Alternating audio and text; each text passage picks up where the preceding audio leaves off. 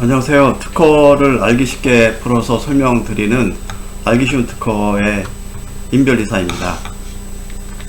이번 영상에서는 특허 출원부터 등록까지 절차에 대해서 설명드리고, 여러분들이 특허 출원해서 특허 결정을 받을 수도 있고 거절 결정을 받을 수도 있거든요. 근데 거절 결정을 받았을 때 이제 끝까지 포기하지 않고 대응함으로써 특허를 받을 수 있다는 것을 실제 예시를 들어서 설명드리도록 하겠습니다. 먼저 특허 출원하고 나서 등록 과정의 절차에 대해서 절차도를 가지고 설명드리도록 하겠습니다. 여러분들이 특허 출원하면 특허청에서는 여러분들이 제출한 서류를 가지고 첫 번째로 방식 심사를 합니다.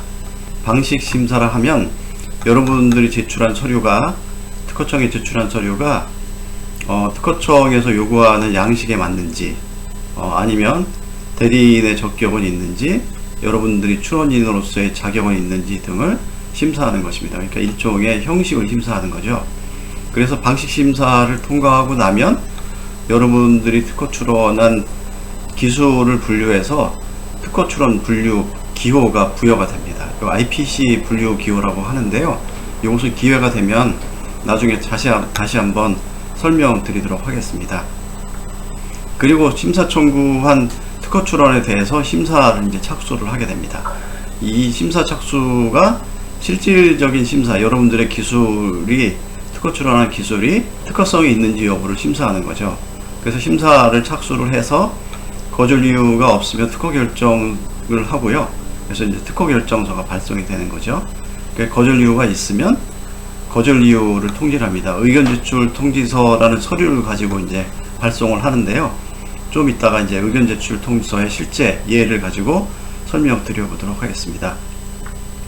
거절 이유 통지를 받은 여러분들이 이제 2단계에서 뭐 포기할 수도 있지만 그 의견서랑 보정서를 제출해서 다시 이제 심사를 받죠.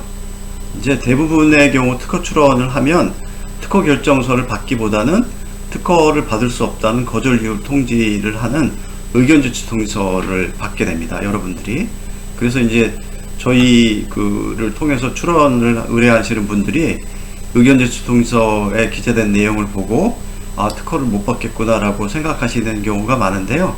대부분의 경우는 이제 의견 제출 통지서가 한 번쯤은 나옵니다.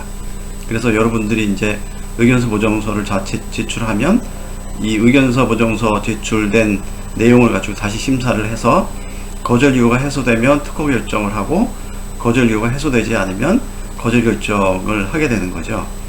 근데 의견 제출 통지서는 한 번만 나오는 경우도 있지만 이제 반복해서 2회 이상 나오는 경우도 있습니다. 특허 거절 결정은 특허 거절 결정서가 이제 여러분들한테 이제 발송이 되는데요. 특허 거절 결정서를 받으면 여러분들은 분할 출원을 통해서 처음부터 요 단계로 가서 심사 착수 단계로 가서 심사를 받을 수도 있고, 거절 결정에 대해서 이제 청구 범위를 보정하고 이제 거절 결정서가 부당하다는 의견서를 제출함으로 인해서 그 심사관한테 다시 재심사를 받을 수 있습니다. 그래서 재심사를 통해서 거절 이유가 해소되면 특허 결정을 되는 거고요. 거절 이유가 해소되지 않으면 다시 거절 결정이 됩니다. 이때도 마찬가지로 특허 거절 결정서가 여러분들한테 이제 발송이 되는 거죠. 근데 이제 재심사를 통해서 거절 결정을 받으면 다시 재심사를 청구할 수는 없고요. 이제 이때는 불복 심판을 가게 됩니다. 그러니까 특허 심판원에 불복 심판 청구를 하게 되는 거죠. 근데 이 단계에서도 마찬가지로 분할 출원을 거쳐서 처음부터 이 심사 착수 단계로 가서 처음부터 심사를 받을 수도 있습니다. 그러니까 여러분들이 거절 결정을 받았다 하더라도 낙담하거나 포기할 필요가 없는 거죠. 그죠? 많은 절차가 다시 심사를 받을 수 있는 절차가 있는 거죠. 그러니까 여기서 설명드린 것처럼 거절 결정을 받고 나서도 의견서 보정서를 제출함으로써, 보정서는 이제 그 특허 거절 결정서를 받았을 때 검토를 해서 여러분들이 제출한 출원 시에 제출한 그 청구 범위를 이렇게 보정을 하는 겁니다. 이렇게 보정을 하고 심사관이 거절 결정을 내린 내용이 부당하다는 의견서를 이제 제출하는 거죠. 그래서 재심사를 받아서 요 단계를 거절 이유 해소 판단을 받아서 특허 결정을 받을 수도 있습니다. 그러니까 여러분들이 거절 결정을 받았다고 해서 낙담하거나 뭐 포기할 필요가 없고 끝까지 대응을 하는 게 중요합니다. 그래서 요렇게 이제 심사가 진행이 되는데요. 의견주시 통지서의 예시를 한번 보도록 하겠습니다. 그러니까 여러분들이 이제 심사를 받았을 때 처음으로 받는 서류가 의견주시 통지서입니다. 의견주시 통지서의 양식을 한번 실제로 보도록 하겠습니다. 그러니까 이게 의견주시 통지서 양식인데요. 이제 저희 사무소를 통해서 이제 제출한 특허 출원에 대해서 특허청에서 나온 의견주시 통지서입니다. 그러니까 의견주시 통지서에는 출원인이 기재가 되고 대리인이 기재가 되고 그 다음에 발명의 명칭과 출원일자, 출원번호가 이제 기재가 되죠. 그래서 제가 이제 이 출원인에 관해서는 정보보호를 위해서 이렇게 삭제한 겁니다. 그러니까 이 부분에 출원인의 성명과 주소, 그 다음에 저희 대리인의 성명과 주소가 이제 기재가 되는 거죠. 지정된 변리사는 이제 제가 요 담당했던 변리사였던 거죠. 그래서 이제 카세트 실이라는 발명의 명칭으로 출원이 된 건데요. 카세트 실에 대해서는 좀 구체적으로 설명드리도록 하겠습니다. 의견주시 통지서에 보면 이제 요 청구 출원은 이랑 이제 8개 항으로 청구항이 기재가 돼서 출원이 됐고요. 그 두 번째 이제 특허법 29조 2항으로 거절한 요 내용이 중요합니다. 그래서 쭉 내려가 보면 이 출원의 청구거 및 청구항 전항에 기재된 발명은 아래와 같이 그 특허 출원 전에 이 발명이 속하는 기술 분야에서 통상의 지식을 가진 사람이 쉽게 발명할 수 있는 것이므로 특허법 29조 2항에 따라 특허를 받을 수 없습니다. 그래서 인용 발명 1, 일본 공개 특허 공보 특계 2015 101109-585 인용 발명 2, 일본 공개 특허 공보 특계 2009 1978845 이렇게 기재가 됐거든요. 그러니까 이게 무슨 내용이냐면 이 출원한 카세트 실 발명이 일본에서 공개된 인용 발명에 의해서 인용 발명으로부터 쉽게 발명할 수 있으므로 특허를 받을 수 없다는 내용입니다. 그러니까 이런 내용의 의견주시 통지서를 이제 여러분들도 받게 되는 거거든요. 그러니까 의견주시 통지서를 받으면 여러분들이 특허를 받을 수 없다고 기재되어 있으니까 이거 특허를 받을 수 없구나 라고 생각을 많이 하세요. 근데 실제로 요 단계는 거의 모든 특허에 대해서 심사 결과로 나오는 것입니다. 그러니까 여러분들이 이런 내용의 의견주시 통지서를 받았다 하더라도 포기하거나 이게 어려워졌구나 이렇게 생각하실 필요 없는 거죠. 그러니까 대응을 잘 하는 게 중요합니다. 그러면 다음으로 카세트 실에 대해서 한번 카세트 실이 뭔지에 대해서 한번 알아보도록 하겠습니다. 요 베어링, 이제 카세트 실은 베어링에 이제 조립되는 부품인데요. 이게 베어링의 이제 사진입니다. 베어링을 보면 이제 회전하는 기계장치에서 회전을 지지하는 이제 부품이죠. 그러니까 기계장치의 필수 부품인데요.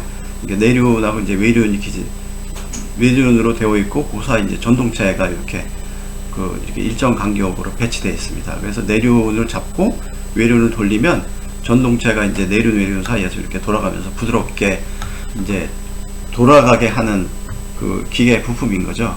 근데 여기서 보면은 이제 볼이 보이잖아요. 근데 사실은 이 볼이, 그러니까 내륜과 외륜 사이에 여기 볼에는 그리스가 이제 많이 채워져 있죠. 그러니까 발열도 방지하고 윤활도 되게 해서 이 볼이나 내외륜이 이제 파손이 되는 걸 방지하기 위해서 이제 그리스가 채워집니다.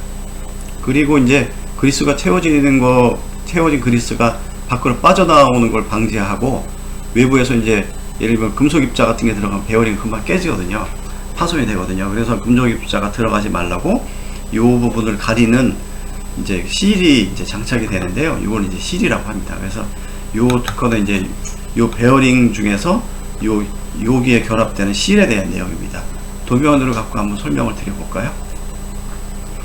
여기 이제 단면도인데요. 아까 말씀드린 것처럼 외륜이 있고 이제 내륜이 있죠. 그리고 요 사이에 이제 전동체로 볼이 있는데, 요 볼 안으로, 요 사이로 이제 이물질이 들어가거나 여기에 채워지는 그리스가 밖으로 빠져나오는 걸 방지하기 위해서 양쪽에 이제 여기다 실을 설치합니다. 그래서 이게 10번으로 도면보가 된 요 실이랑 이제 내측에도 요 실이 이제 설치가 되는 거죠. 그래서 요 실제 얘 특허는 카세트 실이라는 거, 요 10번 같은 실을 이제 카세트 실이라고 하거든요. 그래서 요 카세트 실에 대한 특허입니다.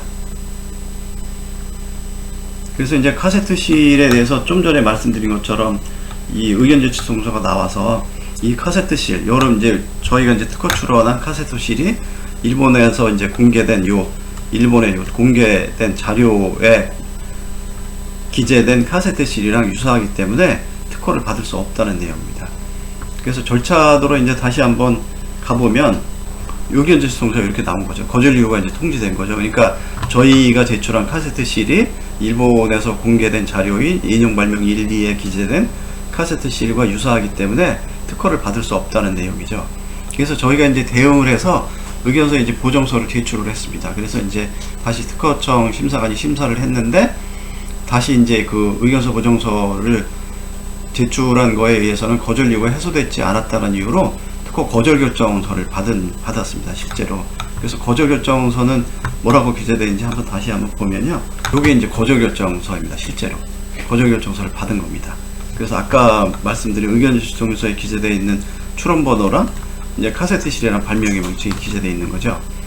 그래서 다시 한번 이제 이 기재된 내용을 보면 2021년 10월 5일자 접수된 명세서 등 보정서 및 의견서, 답변서, 소명서에 의하여 다시 심사한 바 2021년 8월 6일자 거절 이유를 해소하지 못했으므로 2021년 8월 6일자는 의견 제출 통지서에 기재된 거절 이유입니다. 그래서 이 거절 이유를 해소하지 못했으므로 이 출원에 대하여 특허법 62조에 대해서 거절 결정합니다. 이렇게 기재되어 있죠. 그러니까 저희가 이제 절차도에서 그 의견 제출 통지서가 나왔을 때 의견서 보정서를 이제 제출을 했거든요. 근데 의견서 보정서를 제출했는데 제출한 것을 이제 다시 심사를 해보니까 그 거절 이유가 해소되지 않았다는 겁니다. 그래서 특허 거절 결정서가 나온 거죠. 그죠? 이렇게 이제 이렇게 나온 겁니다. 근데 이제 이 단계에서 거절 결정이 나왔을 때 이제 여기서도 특허를 못 준다 하고 여기서도 이제 거절 결정이 된 거잖아요. 근데 여기서 이제 여러분들이 내 특허는 못 받는구나 라고 접으면 더 이상 절차를 진행하지 않으면 그냥 거절 결정으로 확정돼서 출원한 게 이제 무의미하게 되는 거죠. 근데 저희는 특허 거절 결정서가 나온 거를 다시 분석을 해서 다시 이제 재차 의견서랑 보정서를 제출했습니다. 그래서 특허청에서 재심사를 한 케이스거든요. 그래서 재심사 결과로 해서 이제 저희는 거절 이유를 해소를 해서 특허 결정을 받았습니다. 그래서 특허 결정서 받은 걸 한번 보면요. 요게 이제 특허 결정서입니다. 그래서 마찬가지로 출원인 대리인이 기재되어 있고 출원 번호가 기재되어 있죠. 그 다음에 발명의 명칭으로 아까 말씀드린 카세트실이 기재되어 있고 청구한 5항이죠. 처음에는 이제 8항이었는데 이제 심사 절차를 거치면서 이제 요 단계에서 그러니까 의견서 보정서를 제출할 때 요 보정하는 절차를 거쳐서 그리고 거절 결정을 받은 거에 대해서 의견서 보정서를 또 냈잖아요. 그래서 요 보정하는 단계에서 그 청구항이 처음에는 그 의견 제출 통지서에 기재되어 있을 때는 이제 처음에는 여기 8항이잖아요. 8항 그죠? 1항부터 8항으로 출원을 했는데 보정하면서 이제 특허 결정서를 보면 5항으로 이제 줄은 거죠. 그러니까 저희가 보정을 하면서 3항의 내용을 이제 줄여서 5항으로 만들어서 다시 이제 심사를 받은 거죠. 그래서 특허 결정서 내용을 보면 이 출원에 대한 특허법 66조에 따라 특허 결정을 합니다. 특허권은 특허료를 납부하여 특허법 제87조에 따라 설정 등록을 받음으로써 발생하게 됩니다. 한편 특허법 67조의 2 제3항에 따라 이 출원에 대한 종전 거절 결정은 재심사 청구로 인하여 취소된 것으로 간주되었습니다. 이렇게 기재되어 있잖아요. 그래서 여러분들이 이제 그 특허 절차에서 특허 거절 결정을 받았을 때 이제 이 케이스는 의견서 보정서를 자체 제출을 해서 특허 거절 결정이 취소됐다는 거죠. 그래서 재심사를 통해서 취소돼서 거절 이유를 해서 특허 결정을 받았다는 내용입니다. 그러니까 여러분들이 이제 특허 출원하면 대부분의 경우, 많은 경우, 그러니까 실무상 제가 이제 해보면 처음에 이제 심사를 받았을 때 특허 결정서를 받을 확률은 거의 없습니다. 그러니까 대부분의 경우가 의견 제출 통지서를 받거든요.